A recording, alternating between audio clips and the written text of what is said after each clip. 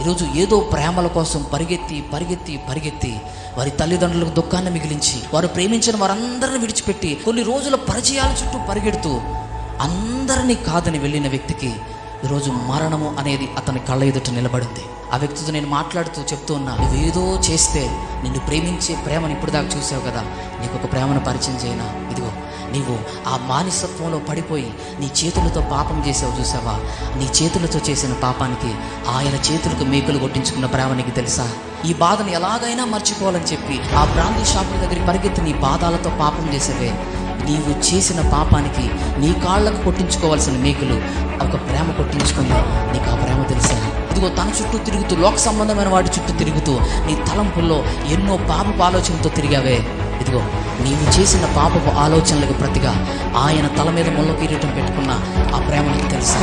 ఆ ప్రేమ ఎవరో తెలుసా? ఈరోజు నేను ప్రకటిస్తున్నా,